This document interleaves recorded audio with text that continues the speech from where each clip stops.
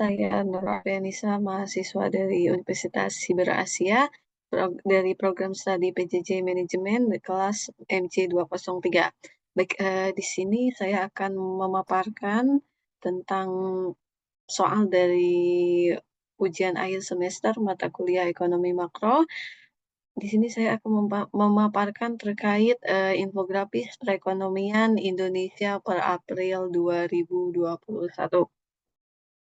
Baik, di presentasi pada kesempatan ini akan ada 3 pembahasan pokok, yaitu yang pertama, siapakah pihak-pihak yang terlibat di dalam penentuan kebijakan ekonomi di Indonesia. Kemudian yang kedua ada bagaimana dampak penguatan atau pelemahan nilai kurs dan inflasi IHK dapat mempengaruhi PDB triwulan 1 2021. Dan yang ketiga atau poin terakhir yaitu bagaimana kondisi perekonomian makro Indonesia pada saat ini atau POP tahun 2021 di tengah pandemi COVID-19. Oke, sebelum kita masuk ke pembahasan 3 pokok pembahasan, saya akan sedikit menyampaikan terkait teori klasik Keynes, yaitu teori yang membahas tentang pertumbuhan ekonomi yang dipengaruhi oleh peran pemerintah. Teori ini beranggapan bahwa campur tangan pemerintah dalam ekonomi menentukan pembangunan ekonomi dapat berjalan maksimal. Implikas bahwa untuk menjamin pertumbuhan yang stabil diperlukan peranan pemerintah dalam pengelolaan perekonomian melalui kebijakan moneter maupun kebijakan fiskal. Baik, kita lanjut ke poin pertama dari pokok pembahasan kali ini, yaitu pihak-pihak yang terlibat di dalam penentuan kebijakan ekonomi di Indonesia. Seperti yang tadi sudah sedikit saya singgung tentang peran pemerintah, yaitu peran pemerintah dalam pengelolaan perekonomian baik melalui kebijakan moneter atau tingkat suku bunga dan jumlah uang beredar maupun kebijakan fiskal melalui perpajakan dan belanja pemerintah. Baik, yang kedua, penentu kebijakan ekonomi di Indonesia yaitu Bank Indonesia. Bank Indonesia sebagai pihak yang melaksanakan kebijakan moneter secara berkelanjutan, konsisten, transparan, dan harus mempertimbangkan kebijakan umum pemerintah di bidang perekonomian. Baik, kita lanjut ke poin kedua pembahasan presentasi pada kesempatan hari ini, yaitu dampak penguatan atau pelemahan nilai kurs dan inflasi IHK dapat mempengaruhi PDB triwulan 1 2021. Baik, poin pertama yaitu perbaikan ekonomi domestik terus berlangsung, terutama didukung oleh membaiknya kinerja ekspor dan belanja fiskal. Kinerja ekspor juga diperkirakan telah membaik lebih tinggi dari proyeksi awal tahun, terutama didorong oleh komoditas CPO, biji logam, palm and waste paper, serta kendaraan bermotor dan besi baja. Peningkatan ekspor tersebut ditopang permintaan negara mitra dagang utama, khususnya Tiongkok. Secara spasial, kinerja ekspor yang membaik terjadi di wilayah Jawa dan Sumatera, Maluku, Papua, atau Sulampua. Baik, Bank Indonesia memperkirakan pertumbuhan ekonomi Indonesia secara keseluruhan tahun 2021 akan berada pada kisaran 4,1% sampai 5,1%.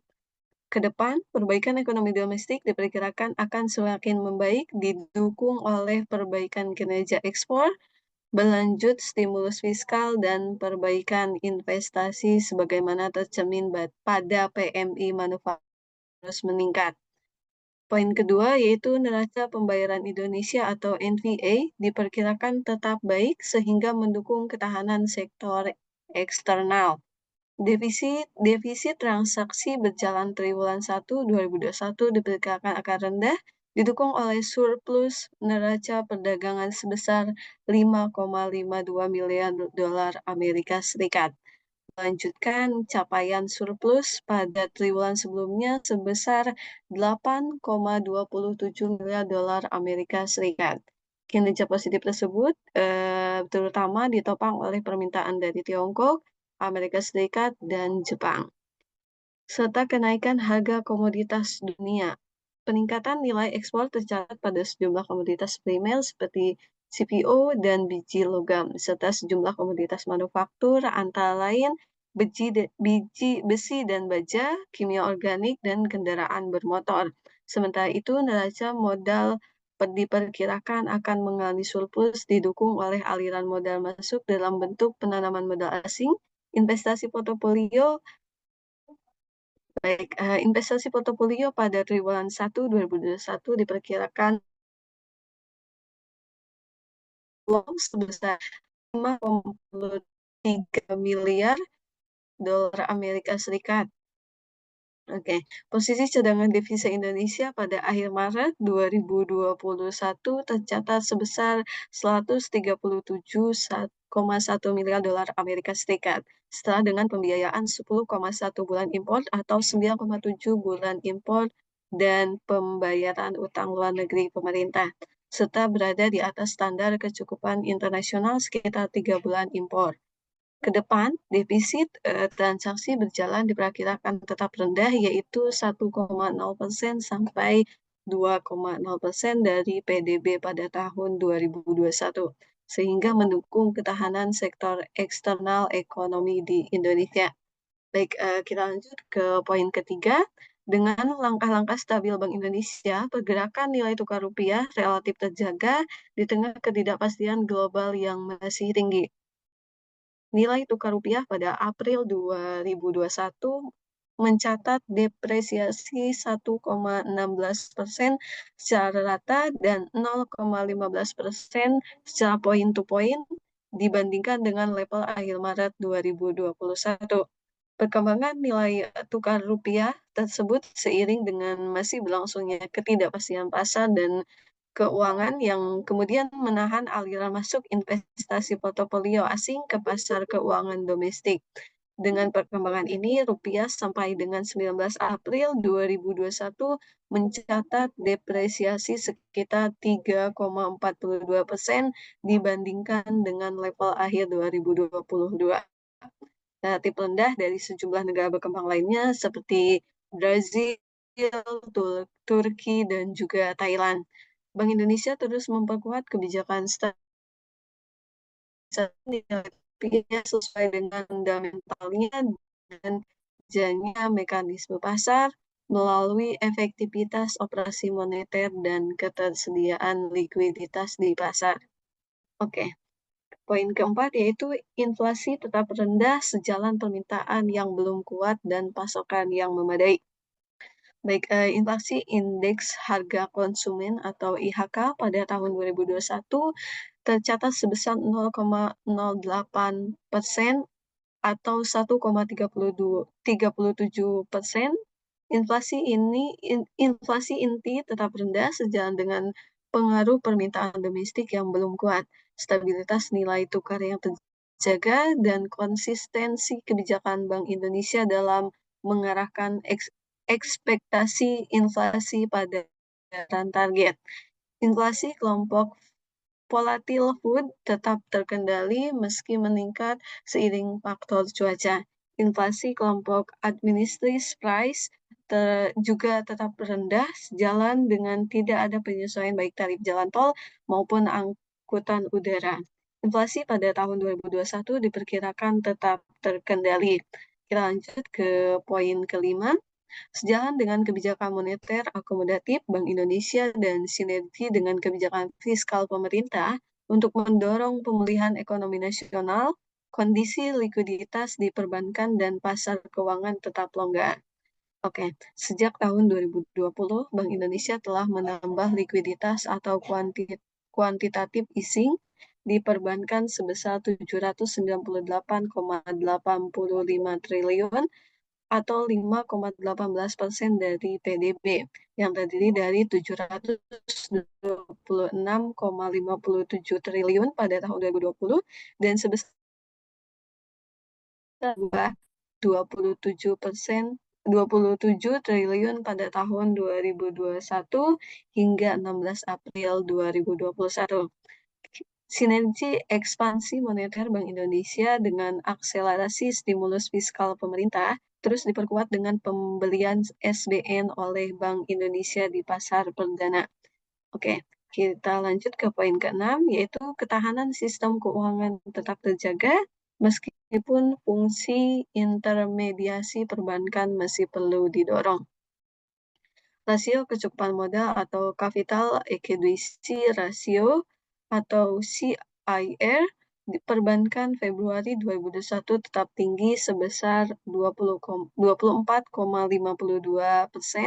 dan rasio kredit bermasalah non-performing loan atau NPL tetap rendah yakni 3,21% bruto dan 1,04% neto. Di tengah kondisi likuiditas yang longgar, intermediasi perbankan masih mengalami kontraksi sebesar 4,13% pada Maret 2021. Sehubungan dengan itu, berbagai langkah penguatan terus dilakukan sejalan dengan sinergi antara otoritas perbankan dan dunia usaha untuk menjaga optimisme dan mengatasi permasalahan sisi permintaan dan sisi penawaran kredit atau pembiayaan dari perbankan kepada dunia usaha. Oke, kita lanjut ke poin ketiga dari pokok pembahasan presentasi kesempatan kali ini, yaitu bagaimana kondisi perekonomian makro di Indonesia saat ini atau POP tahun 2020 COVID-19. Yang pertama yaitu melemahnya konsumsi rumah tangga atau melemahnya daya beli masyarakat, dikarenakan pemerintah untuk mengimplementasikan penguatan kebijakan pembelakuan pemberantasan kegiatan masyarakat atau PPKM Mikro yang diikuti dengan PPKM berdasarkan level keketatan yang diterapkan di seluruh wilayah Indonesia. Eh, Pada keadaan PPKM tersebut, kita dipaksa untuk tetap di rumah sehingga perputaran ekonomi cenderung berjalan lambat. Itu berdampak pada melemahnya konsumsi rumah tangga atau melemahnya daya beli masyarakat. Baik, kita lanjut ke poin kedua, yaitu menurunnya angka investasi di berbagai sektor usaha. Melemahnya ekonomi daerah dan nasional diikuti dengan penurunan penerimaan pajak, pelambatan pertumbuhan ekonomi menjadi permasalahan yang dialami perekonomian Indonesia pada saat itu. Baik, poin ketiga yaitu pemerintah Indonesia menghadapi tekanan dalam mengelola defisit anggaran dan utang publik akibat respon ekonomi terhadap pandemi. Kemudian poin terakhir atau poin keempat yaitu nilai tukar rupiah mengalami volatilitas terutama dipengaruhi oleh ketidakpastian pasar global dan perubahan pola permintaan global. Oke, mungkin cukup sekian pembahasan dari materi presentasi UAS kali ini. Saya ucapkan terima kasih kepada Bapak Wahyu selaku dosen pengampu mata kuliah Ekonomi Makro telah memberikan kesempatan kepada saya dan saya maaf apabila materi masih dirasa kurang atau pemaparannya dirasa masih banyak kesalahan. Demikian dari saya, kurang lebihnya mohon dimaafkan. Wabillahi taufiq wal hidayah. Wassalamualaikum warahmatullahi wabarakatuh.